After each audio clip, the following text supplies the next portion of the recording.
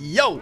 It's CJ, and here's everything that you need to know about Mists of Pandaria pre-patch and what you should be doing before the official launch on July 21st. A lot of videos out there are outdated, so let's get you up to speed. First off, there is iconic recolors of the High Warlord and Grand Marshal gear that was added as honor gear during the Burning Crusade expansion. As of July 1st, this vendor is being completely removed from the game, making this recolored gear unobtainable moving forward. These recolors don't even exist on retail, so you need to jump in and get these now. If you're watching this video after July 1st, that sucks. Now, as of July 1st, level 85 character boosts become available. And if you killed Dreadlord Balnazar on the Season of Discovery, you get your free boost on July 1st. Contrary to popular belief, you can actually use these boosts on the new Monk class and the new Pandaren race. If you didn't get your free boost, stay tuned because I still have a lucrative way to make gold and level your alts. So now that you're level 85, you might want to gear up. But with that being said, it's actually not that important. If you're not planning to do the Dragon Soul raid, you're going to have a hard time getting your item level over 390. The introductory quests for Mists of Pandaria give you 372 item level gear.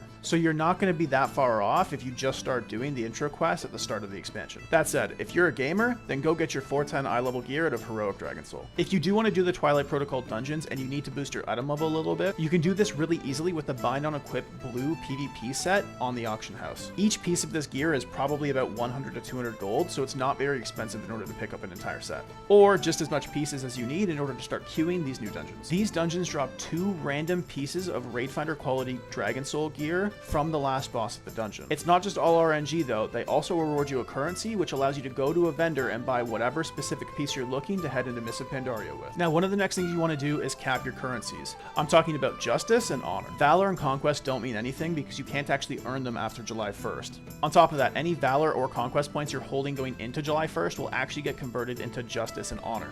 Any Justice and Honor that exceeds the 4,000 cap is going to get converted into gold at 47 silver per Justice point and 35 silver per Honor point. So going into the expansion, you're going to want to cap at 4,000 Honor and Justice points. That way, once you hit your max level, you can actually buy gear immediately at those vendors. On top of that, since we're talking about currencies, you're going to want to farm gold. Gold is extremely expensive and you're going to end up buying a lot of pieces of gear with it. On top of that, Inscriptionists make Dark Moon cards, and they're going to be very expensive at the start of this expansion. Now, earlier I alluded to having a great way to make some gold and level your alts at the same time.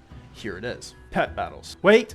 I know you probably aren't paying your WoW subscription to play World of Warcraft's version of Pokemon, but just hear me out for a second. Completing the entire pet battle quest line is going to give you more than 3,000 raw gold.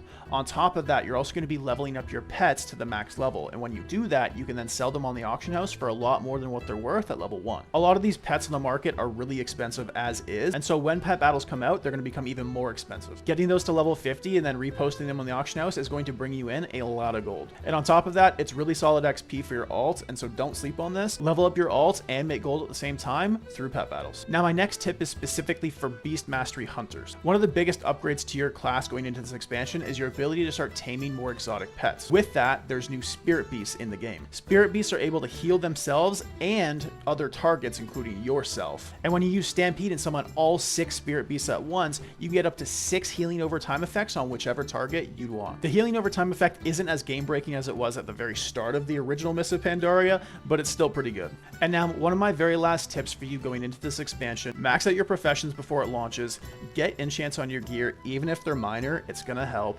and get a full stack of your primary stat flask. You don't need to go super crazy and spend a ton of gold, but anything extra is gonna help, especially if you're coming into this expansion undergeared. Like my dad always says, it's better to have it and not need it than need it and not have it. Subscribe if you want my full mop plan and my weekly checklist, and look out for more Classic WoW content coming soon. Thank you so much for watching. See you in the next video. Peace! General, you and your best veterans will pave our way. Storm the shore and paint this new continent red!